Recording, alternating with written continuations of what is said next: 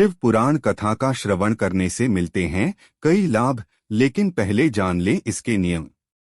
हिंदू धर्म के महत्वपूर्ण पुराणों में से एक शिव पुराण भी है।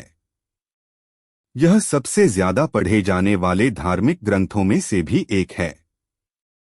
कभी भी शुभ मुहूर्त में शिव पुराण के पाठ का आयोजन किया जा सकता है।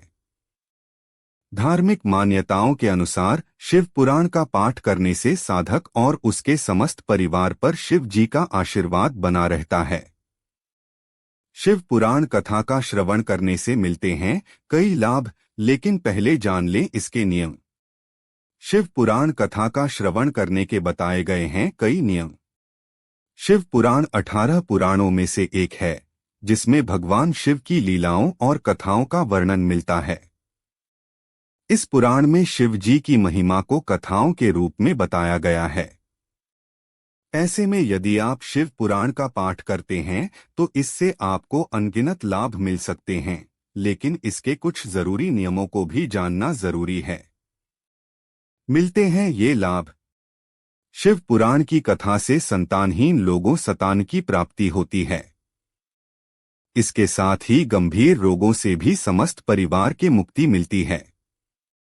शिव पुराण में इस बात का भी वर्णन मिलता है कि शिव पुराण के श्रवण करने वाले साधकों को शिवलोक में स्थान मिलता है। साथ ही यह भी माना गया है कि इस कथा को सुनने से व्यक्ति के समस्त पाप नष्ट हो जाते हैं। जरूर करें ये काम। शिव पुराण की कथा का श्रवण करने से पहले संकल्प लें कि आप पूरे श्रद्धा भाव और शिव जी का ध्यान करते हुए कथा का श्रवण करेंगे। इसके साथ ही कथा के दौरान पूरे भक्ति भाव से कथा सुनें, क्योंकि ऐसा माना गया है कि मन में विश्वास न होने पर व्यक्ति को पूर्ण फल की प्राप्ति नहीं हो सकती है। आप जब भी शिव पुराण की कथा आयोजन करें तो अपने सगे संबंधियों को भी आमंत्रित करें ताकि जब इसका लाभ उठा सकें। ध्यान रखें ये जरूरी नियम। शिव पुराण की कथा कई दिनों तक चलती है। ऐसे में दिन के जितने समय आप कथा का श्रवण कर रहे हैं उस समय तक निराहार रहना चाहिए। साथ ही पाठ का संकल्प लेने वाले व्यक्ति को पाठ पूरा होने तक एक समय ही भोजन करना चाहिए। इस बात का ध्यान रखें कि भोजन सात्विक होना चाहिए।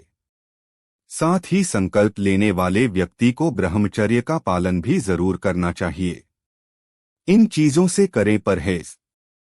आप जितने दिनों तक शिव पुराण की कथा श्रवण कर रहे हों उतने समय तक बासी भोजन, मसूर की दाल, गाजर, हींग, लहसुन, प्याज, सेम, मांस और शराब आदि के सेवन से परहेज करना चाहिए, वरना आपको कथा का पूर्ण फल प्राप्त नहीं होगा।